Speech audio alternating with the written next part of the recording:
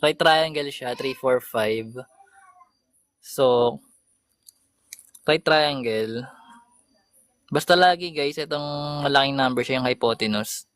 Then, pili ka na lang sa dalawang leg. Ito yung basic na ginagamit lagi. Then, kung gusto mo para magbago to ng or mo tumaas yung numbers, para makuha kahit ng right triangle, pwede mo siya i-times 2 lahat. So, pag nag-times 2 ka sa lahat, makakuha ka ng panibago, which is 6, 8, tsaka 10. Ito, another to. Same lang siya na ito, guys. Kasi times mo lang by 2 eh.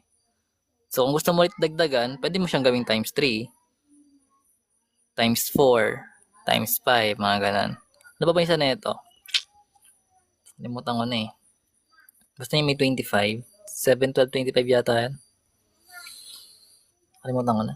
Pero sa Pythagorean guys, pagkuha ng missing side sa right triangle, magagamit mo yung Pythagorean. So sa missing side lang to ng right triangle. So let's say meron tayong given. Ay, tama. So hindi porket bumaliktad yung triangle guys, mahirapan ka na yan, no? Basta tatandaan mo lang na kung saan to nakaturo, siya yung magiging hypotenuse. Ibig sabihin siya yung longest side. So kahit nakaganyan yan, or nakaganito, basta may right angle ka dyan, ito lagi yung longest side mo, or yung hypotenuse. So yung dalawang leg, kahit mapalitan ng sukat yan, okay lang. Then ito pa tatandaan guys, na kapag yung measure ng angle mo, by markings na lang, no? So remember, kapag meron tayong right angle, measure nito is 90 degrees, di ba? So by markings, kung parehas to guys ng mark, so let's say tag-isa lang, kung ano yung degree, kahit hindi nakalagay dito, magiging 45 din yan. Pwede nga kasing ganito yung markings yan, inaganyan. Pero syempre, yung alam natin na measure ng interior angle guys, ng triangle, that is 180. So, dapat alam mo din yun. So, kung may given ka na 90, then 45 to, ilan pa yung kulang sa missing angle para mag-total sila ng 180? So, wala siya ng 45. So, by markings, pwede mo siyang gamitin. At kapag parehas yung markings guys, ng mga sides natin, equal din yun. Ibig sabihin, kung yung measure ng degree natin ng 45 is, let's say, etong opposite side niya is 3. So, dapat ito 3 rin. Kasi 45 din yung degree na ito eh. Then, ito pa, meron ang dami kong naalala. So, kung meron, kunyari, dito, 30, then ito is 90. Kasi right triangle, di ba? So, 90 siya. Then, ito 60. So, by markings, by angles, makikita mo kung sino yung pinakamalaking angle dyan sa dalawa. So, syempre, yung 90, yung angle natin, sabi natin, ito yung hypotenuse nakaturo. So, siya yung pinakamalaking measurement ng side. Then, pagdating naman sa 30 tsaka 60, guys, so, kunyari, meron tayong 3, 4, 5 na angles. So, kung yung C natin is 5, ito dapat yung magiging 4 mo, ito yung magiging 3. Kasi 30 degrees lang to eh.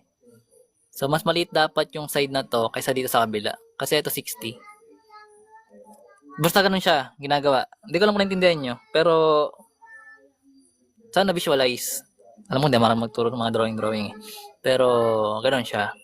Then, kapag may missing angle, or missing side, pwede kang mag-Pythagorean. Pag missing side, to. Then, manipulate mo na lang. Kung kukuha ka ng isang side na hindi siya hypotenuse, pwede mo siya i-manipulate. Basta pag nililipat mo ng side yung isang variable, nagpapalit siya ng sign. So remember, yung a natin dito is positive. So pag nilipat natin sa kabilang side, magiging minus a squared na siya. Pag-aalala ko lang, alam ko pag merong triangle na bubuo, diba alam natin na ang 3, 4, 5 isa right triangle siya, diba? Alam natin yan, no? Then, ibig sabihin makakabuo ng ng triangle.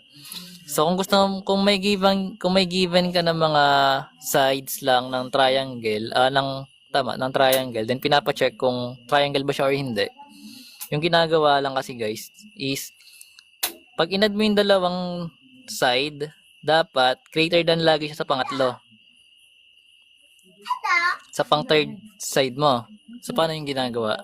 So, meron kang 3, nuna mo dito, plus 4, dapat greater than lagi yan sa other side. So, alam naman natin na ang 3 plus 4 magiging 7. So, 7 greater than 5, that's correct.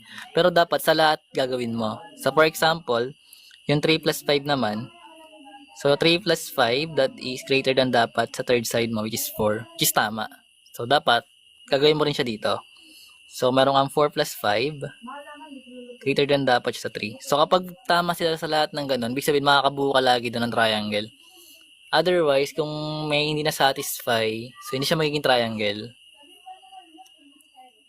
Basta ganun siya.